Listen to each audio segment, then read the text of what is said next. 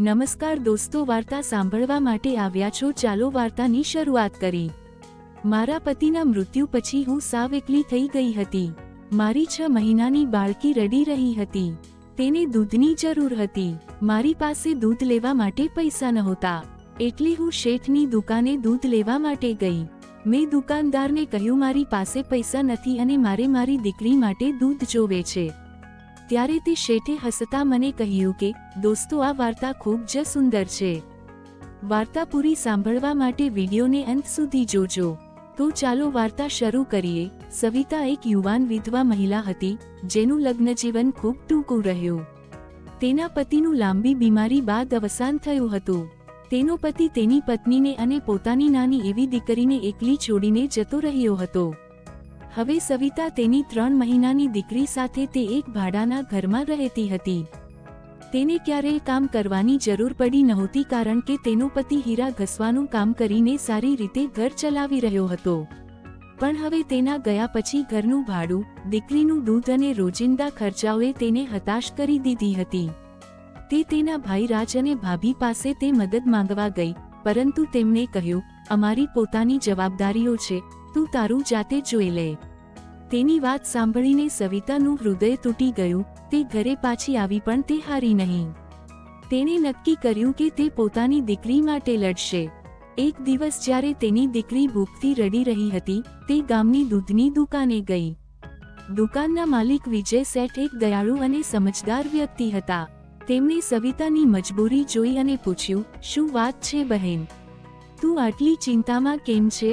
સવિતાએ કહ્યું, મારી દીકરી ભૂખી છે, પણ મારી પાસે દૂધ ખરીદવાના પૈસા નથી। વિજય શેઠે તેની વાત સાંભળી અને કહ્યું, તું ચિંતા ન કર, હું તને રોજ દૂધ આપીશ અને થોડા પૈસા પણ આપીશ, પરંતુ બદલામાં તારે મારી માતાની સંભાળ રાખવાનું કામ કરવું પડશે। મારી માતા બીમાર છે અને તેમની સેવા માટે મને કોઈ વિશ્વાસુ વ્યક્તિની જરૂર છે। સવિતાએ આશ્ચર્યથી પૂછ્યું, શું હું આ કામ કરી શકીશ? વિજયે કહ્યું, હા બહેન, તું એક માતા છે, તને બીજાની સંભાળ કેવી રીતે રાખવી તે ખબર છે। સવિતાએ આ કામ સ્વીકાર્યું। તે રોજ વિજયના ઘરે જઈને તેમની બીમાર માતાને નવડાવતી, ખાવાનું ખવડાવતી અને તેમની સાથે સમય વિતાવતી। બદલામાં વિજય તેને પૈસા અને દીકરી માટે દૂધ આપતા। ધીમે ધીમે સવિતાનું જીવન સુધરવા લાગ્યું।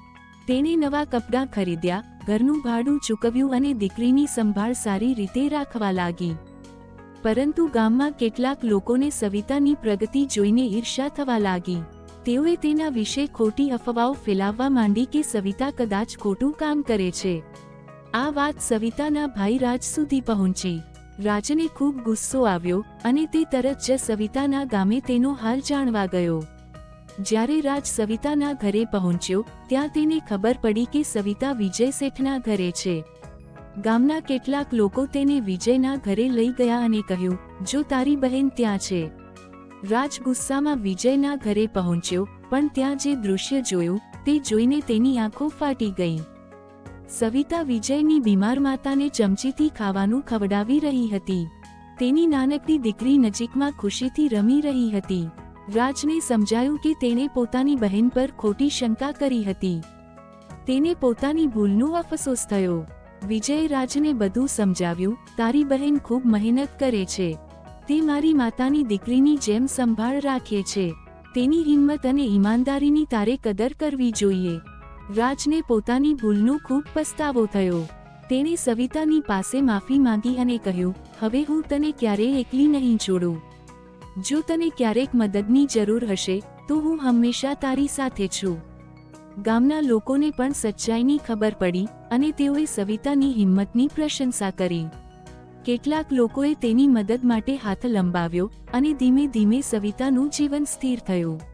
આખરે સવિતાએ પોતાની મહેનતથી એક નાની દુકાન ખોલી, જેમાં તે ઘરે બનાવેલો નાસ્તા અને હસ્તકલાની વસ્તુઓ વેચવા લાગી।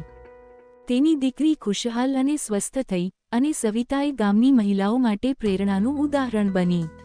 આ વાર્તા પરથી શીખવા મળે છે કે જીવનમાં મુશ્કેલીઓ આવે તો હિંમત ન હારો।